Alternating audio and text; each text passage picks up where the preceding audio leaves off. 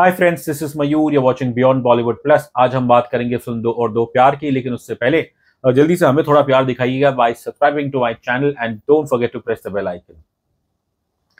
दो Aur Do Pyaar, it's directed by first time film maker Shirsha Guha Thakurta. It stars Vidya Balan, उनके साथ है Prateek Gandhi, American actor Senthil Ramamurthy and Ileana D'Cruz. ये film is the official Hindi adaptation of 2017 American film the lovers, जो कि हमने नहीं देखी, लेकिन जो थोड़ा बहुत उसके बारे में पढ़ा है और उसकी कहानी थोड़ी इंटरेस्टिंग है। अब जाहिर है when it comes to Bollywood, जब वो कोई रीमेक करता है तो वो तो चेंजेस करता ही है स्टोरी स्क्रीन प्ले में। तो खैर, जो हमारी हिंदी फिल्म है, ये कहानी बॉम्बे से शुरू होती है कि एक कपल है, मैरिड कपल, जिनके बीच में दरार आ चुकी है।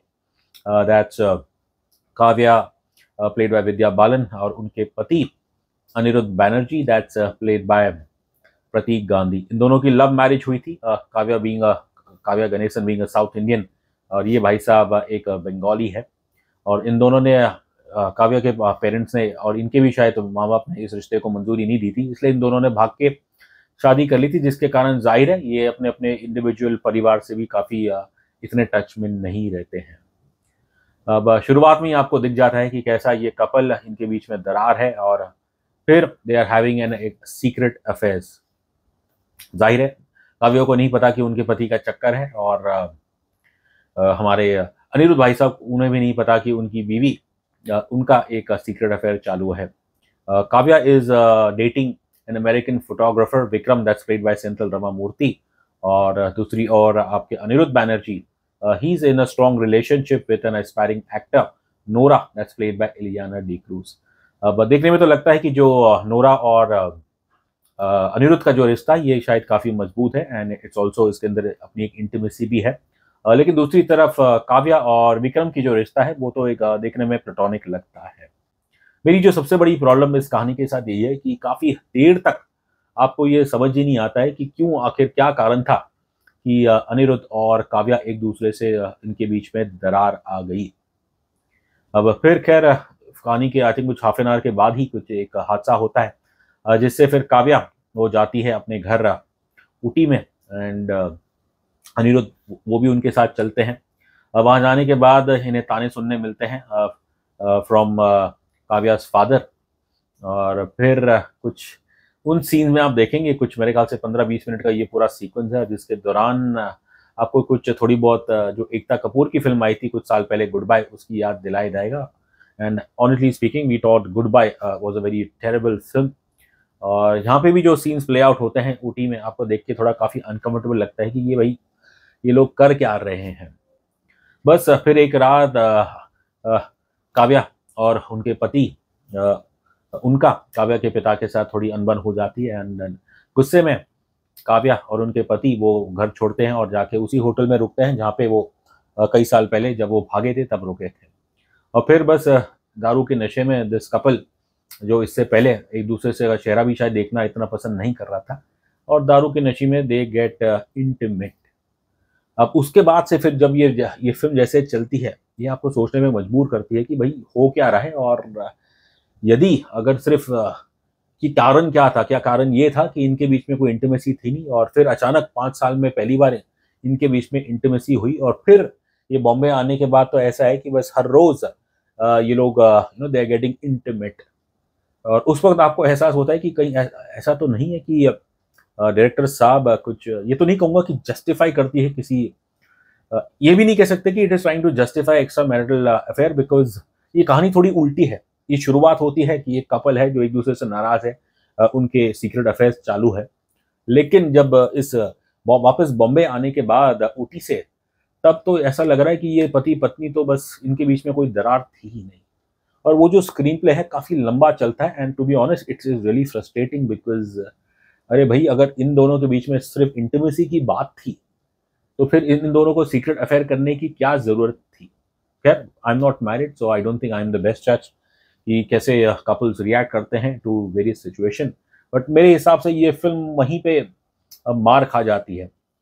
और फिल्म का जो अच्छी बात यह है कि जो इसके ओपनिंग 15 मिनट्स है वो काफ़ी अच्छे हैं, जिसके अंदर जो पहला इंटरेक्शन आपको देखने को मिलता है विद्या और सेंथिल रामामूर्ति का, कि मैं कह रहा हूँ अच्छी राइटिंग है उसके अंदर, खासकर एक कोलगेट को मैं कहूँगा इस्तेमाल किया गया है to in a subtle way to talk about physical intimacy.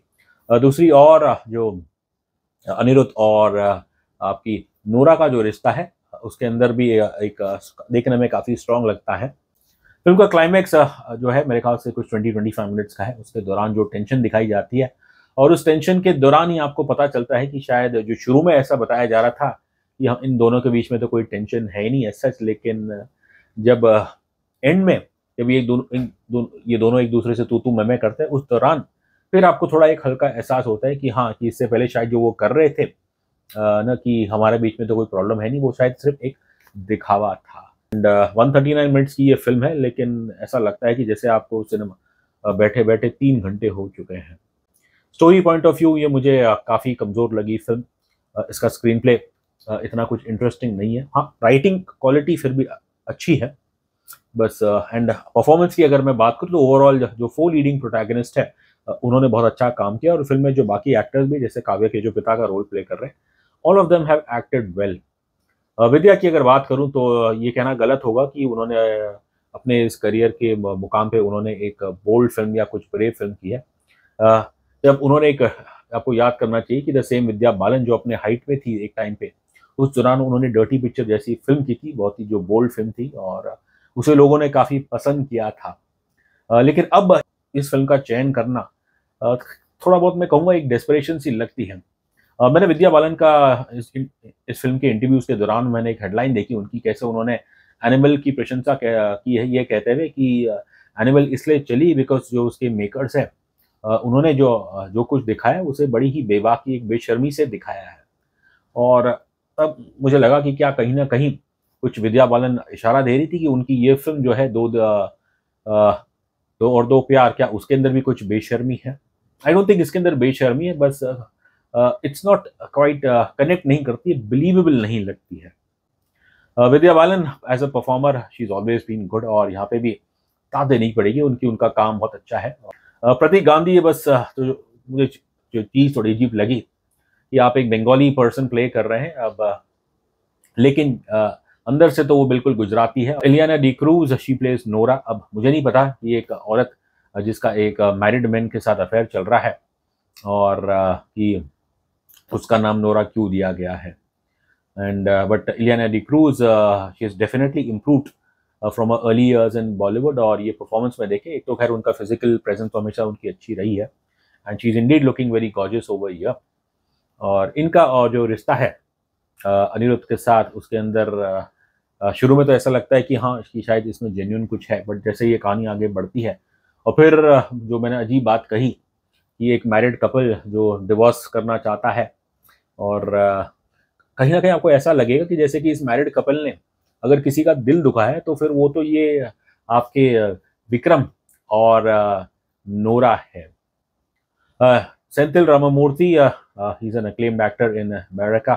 कई साल पहले उन्होंने बॉलीवुड में अपना जब डेब्यू किया था विद चोर इन द सिटी, तब उनकी काफ़ी प्रशंसा की गई थी, और मेरे ख्याल से लंबे समय के बाद वो फिर से हिंदी सिनेमा में दिखाई दिए गए हैं। एंड उनका काम शुरू में तो लग रहा था कि बहुत ही जैसे कोई एकेडमिक रोल है, लेकिन जब फिल्म के क्लाइमैक्स से पहले उनके जो सीन्स हैं वहाँ पे उनका कैरेक्टर, उन्हें अपॉर्चुनिटी मिलती है अपने आप को बेहतर एक्सप्रेस करने की। फिल्म में एक शुरू में सीन है जब वो कहते हैं कि it's all right to have an extra marital affair. अब क्या इस सीन द्वारा क्या डायरेक्टर साहब ये बताना चाह रही है कि अमेरिका के लोग क्या हम उन्हें कुछ स्टीरियोटाइप कर रहे हैं? आई थिंक ये थोड़ा मुझे ठीक नहीं लगा। ये फिल्म स्टोरी और स्क्रीन प्ले के तौर पे मार खाती है, राइटिंग ठीक है, बट फंडामेंटल लेवल पे ये फिल्म हमें तो इतनी कुछ खास लगी नहीं। फिल्म की जो प्लस पॉइंट्स है, apart from the good performances by lead protagonist, इसका जो सिनेमाटोग्राफी है, Kartik mister Kartik I think Vijay, बहुत कमाल के शॉट्स आपको देखने को मिलेंगे, और खासकर जो क्लाइमैक्स का शॉट है वो तो बहुत ही मेरे ख्याल से देखने में अच्छा है। प्रोडक्शन डिज़ाइन भी इस फिल्म की ओवरऑल ठीक ठाक है। म्यूजिक भी इसका ठीक है, कॉन्टेक्चुअल है, और जो खैर एक दिल जज्बाती जो गाना है थोड़ा सा ही बचता है, बस उसका जो म्यूजिक है वो काफ़ी अच्छा है। काश इस सेंसिटिव इशू को मेरे ख्याल से थोड़ा और मैच्योरिटी से अगर हैंडल करते, एंड यदि अगर डायरेक्टर साहिबा इसे एक जोक तो नहीं कहूँगा, बट कहीं ना कहीं उन्होंने इस चीज़ को थोड़ा सा ट्रिविलाइज करके मेरे ख्याल से दिखाया है। तो खैर विद्या बालन, प्रतीक गांधी, सेंथिल रामामूर्ति और इलियाना डी क्रूज, इनके अच्छे परफॉर्मेंस के बावजूद इस फिल्म ने हमें इतना कुछ प्रभावित नहीं किया। रही बात रेटिंग की, तो मैं इस फिल्म को देता हूं 5 में से 2 स्टार्स।